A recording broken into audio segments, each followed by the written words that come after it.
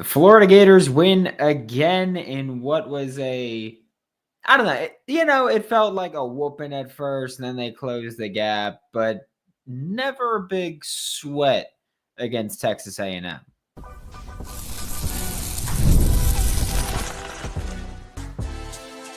You are Locked On Gators, your daily podcast on the Florida Gators, part of the Locked On Podcast Network, your team every day. Hello and welcome back to another episode of Locked On Gators, part of the Locked On Podcast Network, your team every day. Thanks for making Locked On Gators your first listen of the day every day. We are available daily and free wherever you listen to the podcast and on YouTube. And the Florida Gators beat the Texas A&M Aggies 89-70. Why is it that when I go live, I always forget to do this part? Don't know why. I'm Brandon Olson. Find me on Twitter at WNS_Brandon. Find all my written work with New York Giants on SI. Quentin Grimes has 40 points tonight, which is kind of nuts. But he's at 41 points right now, at 20 in the first half, going off in the second half. But Florida Gators beat Texas A&M Aggies. I know that is totally irrelevant, but it's what I'm saying. Antonio, I'm glad your pockets feel good. I'm mad at myself because there was one point where Florida it was in the first half. They were up by like 8. And the spread was minus 14.5. And I was like, I should take that. But I was just like, it's SEC play. 14.5's a lot. So I just didn't touch it. And I should have. So that's on me. I hate myself, which is nothing new. But Florida, a couple things with this game. One, Will Richard continues to stay red hot. 2, Walter Clayton continues to stay ice cold. 3, Thomas Haugh, Alex Condon, dudes. Just no other way to put it. Absolute dudes. And 4, what the hell was Texas A&M doing? I don't know if anybody... Texas A&M only played 7 players this entire game. And that's just crazy to me. Like, that is nutso to me, where it's like, yeah, it's the SEC. It's a really physical, up-tempo team. You know what we're going to do? Play you the entire game. That's just, like, that doesn't make sense to me. It doesn't make sense to me at all. But I mean, Florida's bigs just played a great game, right? Ruben Chinyelu, not so much. Didn't play that much, and when he did play, wasn't really a factor. Which I don't know what the reasoning was for his minutes. Do we have the official minutes for him? Yeah, Ruben Chinyelu played 6 minutes. I don't know the reasoning for that entirely. But I can tell you this. Thomas Haugh played well. Alex Condon played well. And Micah Handlogton all played well. I almost said both, but there's 3 of them. All played well. I mean, Micah Handlogton, there was a point where they went into the paint against Florida like 3 times in a row. And all 3 times, Micah Handlogton just did what you're supposed to do, which is stand there, put your hands up, contest the shot. And he did that all 3 times, and all 3 times it worked. And Texas A&M, for some reason, didn't recognize it at first. It's very interesting, very weird. Made no sense.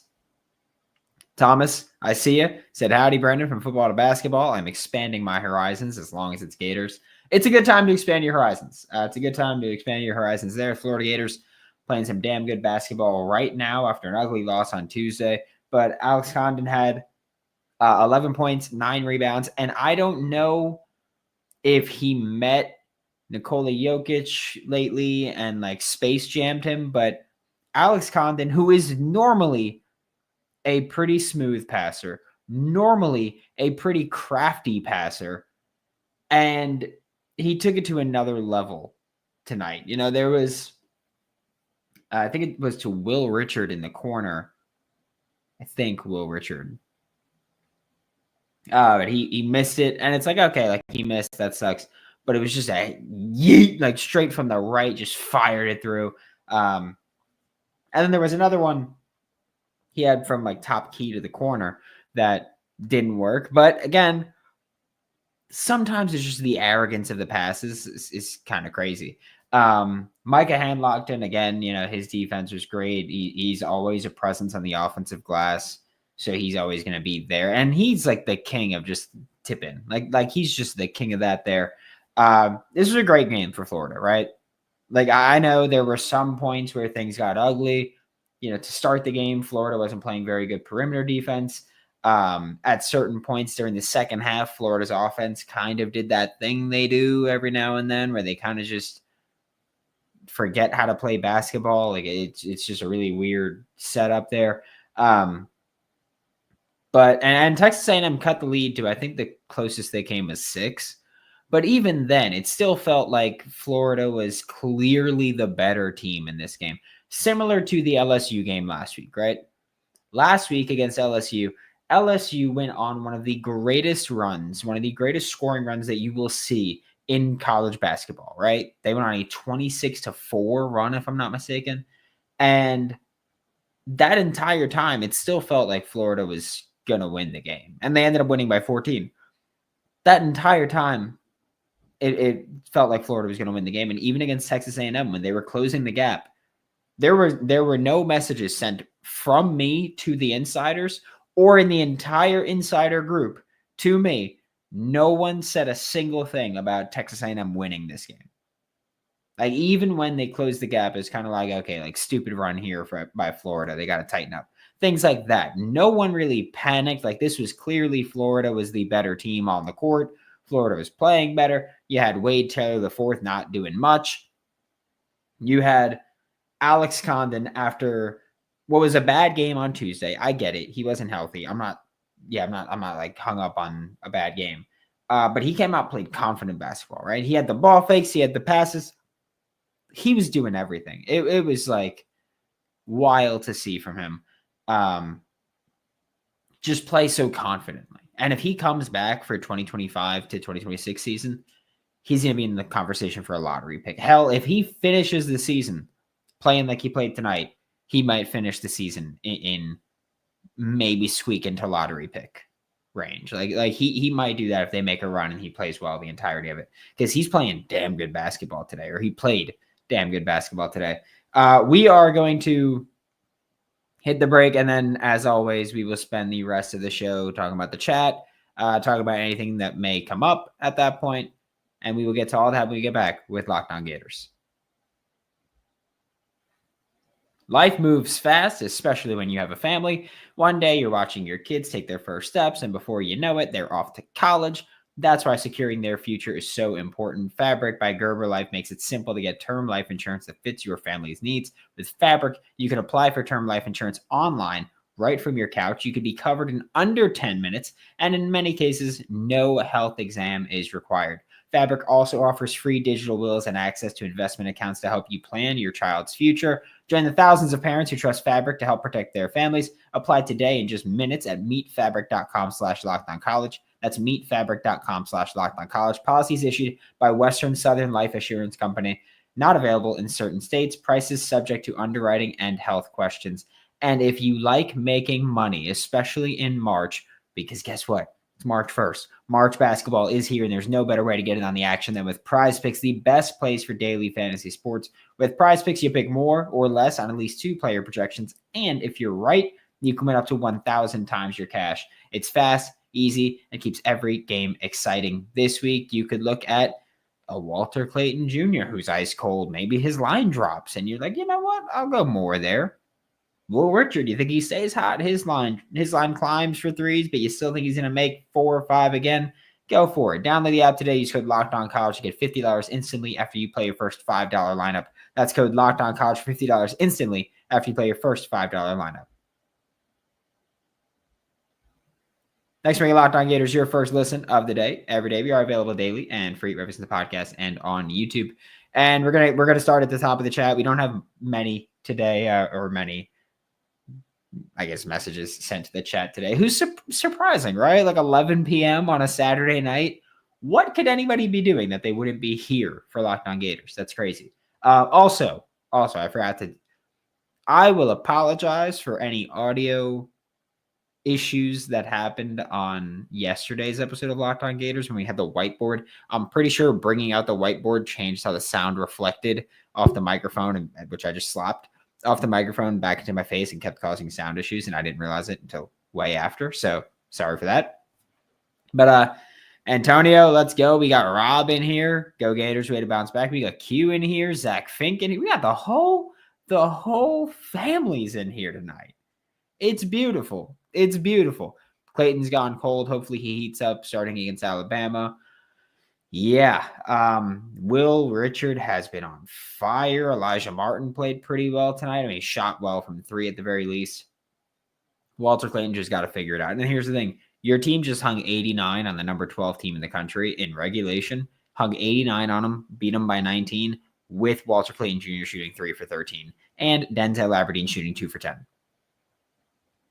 Combined 5 for 23 there, and you just blew out number 12 Texas A&M by 19. And it wasn't just your defense. Again, you scored 89. Like, you went off. That's impressive, right? Especially when we consider, Will Richard, Walter Clayton, Denzel Aberdeen not scoring much, not shooting efficiently as well at all. That's how it is, right? We got Will freaking Richard. Clayton and his girlfriend must have broken up because he hasn't been himself lately in the games. Maybe. You never know. You never know what's going on with players. You never know. Our bigs played their hearts out. Such a physical game. Love to see it. Refs' last 2 games have been horrible. See, here's the thing. Yes, I realized for the audio. Rob said refs' last 2 games have been horrible, but if you play like tonight, you can take the refs out of the game. That's why I don't blame the refs for losses. Did they suck against Georgia? Were they horrible? Absolutely. But if you don't play like crap, you win that game handedly. So I don't care about it. So that's the approach I'm taking with it. Will Richard fire, Alex Condon fire, Thomas Haugh fire. For any Marvel Rivals fans, Thomas Haugh plays like Wolverine. Like, he just goes flying in there. He's a maniac. If you're not a Marvel Rivals fan, I know. I'm a nerd. I get it. This is not new information to me. Micah playing tough, getting stronger has helped him. That's one thing, too.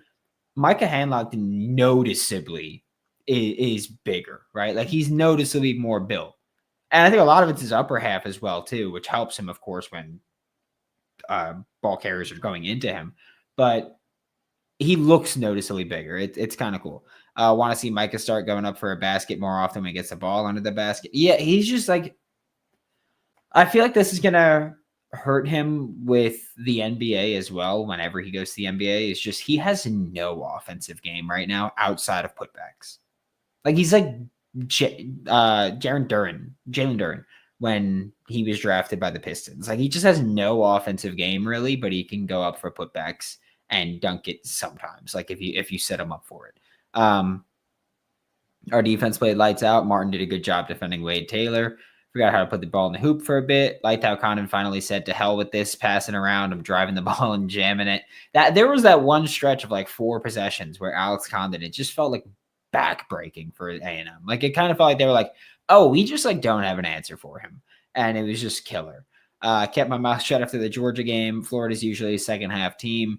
Is anyone coming to Nashville to watch the tournament? Okay, so Jory, you're going to be in Nashville to watch the tournament. Q, I'm not going to go there, but Q, Jory, I'm gonna tell you now, you got to figure it out. I'm not going to be there, but Locked On Gators meet up with you two. I'm saying you two got to meet up and get a Locked On Gators link up there. That's all I'm saying there. Clayton needs to heat back up. I know basketball, but wouldn't it be cool if Hayden came to play with the basketball Gators? That's the thing that's crazy to me too, right? Like, Hayden's a giant, right? Hayden's 6'8". On the football field, he's almost always the tallest person there. He's shorter than Thomas Haugh. like that's crazy to me. That he's shorter than Thomas Haugh there. That's nuts. What happened this game that was missed? What happened this game that was missed versus Georgia earlier this week? Is that like what happened that didn't happen against Georgia? They cared this time. They didn't play lackadaisical the entire game. They started playing defense when Texas A&M started hitting threes. They weren't having just constant breakdowns offensively where they were just standing there waiting for someone to come get the ball and pivoting around. There's just crazy nonsense happening. They played better basketball. That's it. And again, that's always what it is with Florida. Like, there has I'll say one time, there has been one game where they lost and I don't go, oh, that's obviously on them. Like, that's obviously just they played poorly. Right? The Missouri game. I think Missouri just played a hell of a basketball game. They were physical with you. Like, they just played really well. but like Kentucky, Tennessee, and Georgia on Tuesday, all three of those games were kind of, hey, you shot yourself in the foot a ton. It wasn't just you were outplayed. Tennessee, nobody could hit shots. That's going to happen with a team like Florida. Like, you're going to have bad games, and everybody had a bad game against Tennessee when you scored 44. So that's just going to happen. Kentucky, first game in SEC play, defense was just absolute nothing. It was horrible. And then Georgia, defense was horrible. Offense was stagnant. It got nuts. So there was all that. Jory said Florida fans needed Tennessee to win today, and we have to beat Bama Tuesday. I love Hanlon so much. I'm so happy he's back. Yeah, I really love our bigs. LFG, go Gators. You know, I read LFG, and I almost just said the words that LFG stands for. So Justin said, thanks for all the content, Brandon. You the real MVP. I say thank you for tuning in, but also the LFG. Almost Ron Burgundy me, man. That's not cool. It's not cool. It was nice to see some free throws go in. Yeah, Florida shot 68% from the free throw line. So par for the course, just less free throws there, right? That's really it. Like they only shot 16. So, and that's partially because they shot so well from three and so many threes. Not sold on this team. Can't trust a team this bad at free throws. That's absolutely fair. That's absolutely fair. You lost Kentucky, Mizzou, and Georgia by not making free throws. Yeah, of course. This team's bad at shooting free throws. And I'll tell you what, it's March 1st. It's March 1st. They're not about to get better at free throws all of a sudden. They're going to stay bad. And yes, Condon did not help the percentage, shooting 1 for 5 from the free throw line. Without him, they shot what? 10 for 11 from the free throw line? Everyone else went perfect. And I think everyone else only had one trip to the line. And that was that. Where are we? Where are we in the chat? We got Jory said down. Jory's down for the Locked On Gators meetup. I'm saying, so if anybody else is going to be in Nashville, say it then. And yeah, you can link that one up. Q, my twin sister's coming with me. We'd love to meet a fellow Gator / Locked On fan. If you're going to be in Nashville, Jory, Q, they got it. We got a super chat from 850 Matthew said, let's go Gators. Great way to bounce back after UGA. Absolutely. That one again, like that's the thing. And you can go back to the Georgia game, and I like the way that I've handled it, because I will say this. I'm patting myself on the back here. I'm not cursing anybody out. I'm not freaking out. It's just, this is a team that they're going to have horrible games at times. That they've shown us who they are. We're just going to hope that they don't have that. That's it. Like, they've shown us, hey, we're going to have really bad games sometimes. It's who we are. That's fine. I'm going to hope that you don't have it in games that matter anymore. That's my point. Good game. Still can't comprehend why we can't shoot free throws. I don't know. It's been every year under Todd Golden. I'm not blaming Todd Golden. Just saying, you know, all 3 of the years, it's like, hey, they could shoot threes well. They can finish around the rim, but they can't get the free throws. And that's incredibly frustrating. Dead with free throws. That's it. Well, thanks for the content, Brandon. As always, go Gators. Good night, Gator Nation. Yeah, thank you all for tuning in. Again, 11 p.m. on a Saturday night. Not our usual time for going live, but never gets old to be to talk Florida Gators with the best fan base in the country. Look, I admit I call the Florida Gators fan base toxic. That is not an insult, okay? I'm toxic as well. I love it, okay? I love it. It's great. Thanks for making Locked On Gators your first listen of the day every day. We are available daily and free wherever you listen to podcasts and on YouTube. We'll be back Monday, talk more Florida Gators sports, maybe football, maybe basketball, maybe baseball. You haven't figured it out yet. We'll figure it out then, though. We will be back Monday. Thanks for making Locked On Gators your first listen. I'll see you all next time.